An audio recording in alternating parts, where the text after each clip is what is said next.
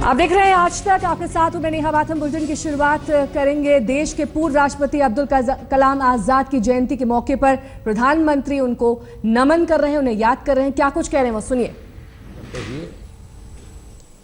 अब्दुल कलाम जी को याद करते हुए हम देश को क्या दे सकते हैं, और यही ताकत दुनिया को देने की ताकत बन सकती है। अब कभी कभार हम जब पढ़ते हैं सुनते हैं कि भाई हमारे यहाँ किसान अन्न पैदा करता है लेकिन काफी मात्रा में बर्बाद हो जाता है। क्या उपाय हो सकते हैं? हर प्रकार के उपाय हो सकते हैं। टेम्पररी भी क्यों न हो, उसको रखरखाव की व्यवस्थाएं क्या हो सकती है। ऐसी बहुत सी चीजें हैं जिसमें हमने हमारी पुरानी पद्धतियों में से प्रेरणा लेना, नए इनोवेशन करना और उसमें से नए इक्विपमेंट तैयार करना, व्यवस्थाएं खड़ी करना, जो विज्ञान के द्वारा समाज जीवन में परिवर्तन का एक कारण बन सकते हैं, सहारा बन सकते हैं। विश्व जिस प्रकार से बदल रहा है उसमें सामुद्रिक सुरक्षा एक बहुत बड़ा विषय बनता चला जा रहा है।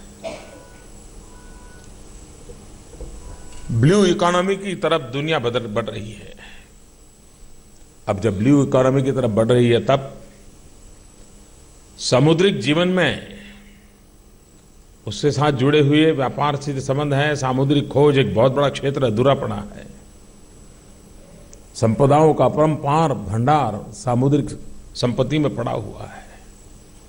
लेकिन एट द सेम टाइम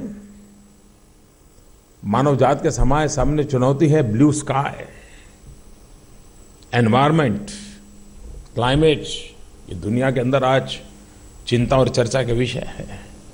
और इसलिए ये ब्लू इकोनॉमी जो सामुद्रिक शक्ति की चिंता भी करें और ब्लू स्काई बचा रहे उसकी भी चिंता करें, उस प्रकार की हमारी टेक्नोलॉजी का इनोवेशन कैसे हो, हमारा मैन्युफैक्चरिंग। जब हम कहते हैं कि जीरो डिफेक्ट जीरो इफेक्ट, हम ग्लोबली जाना चाहते हैं। हमारी इनोवेशन की इस स्थिति कैसे बने कि हमारे मैन्युफैक्चर में कोई डिफेक्ट भी ना हो और उसके कारण एनवायरनमेंट पर कोई इफेक्ट भी ना हो। जब हम इन चीजों को लेकर के चलते हैं, मैं समझता हूं कि हमारे युवा वैज्ञानिकों के सामने चुनौतियां हैं। और देश के युवा वैज्ञानिक अब्दुल कलाम साहब ने जो हमें रास्ता दिखाया, जो अब्दुल कलाम साहब की जीवन की स्वयं की यात्रा तो सामान्य गरीब परिवार से निकले, यहां तक पहुंचे, लेकिन वो जिस क्षेत्र में गए वहां भी वैसे ही हाल था। अभी हमने देखा एक फोटो, रॉकेट का एक पार्ट साइकिल पर ले जा रहे थे। यानी इंस्टीट्यूट भी उतनी गरीब थी, उस गरीबी वाले इंस्टीट्यूट से जुड़ करके इतनी बड़ी विशाल संस्थाओं का निर्माण कर दिया। सिर्फ पोता अपना व्यक्तिगत जीवन गरीब झोपड़ी से लेकर के राष्ट्रपति भवन तक आया, ऐसा नहीं। जहां गए वहां जहां था उसको उत्तम और बड़ा बनाने का भरपूर सफल प्रयास किया। ये अपने आप में बहुत बड़ा योगदान है। और उस अर्थ में हम भी जहां हो वहां नई ऊंचाइयों को पार करने वाली अवस्था कैसे पैदा कर सकते हैं, उसके लिए हम और योगदान क्या दे सकते हैं।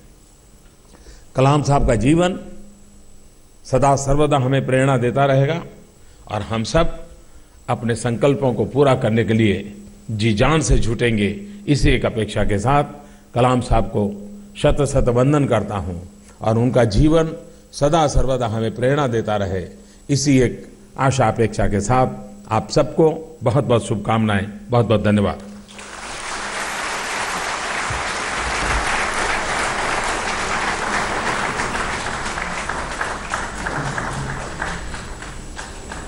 Thank you, sir.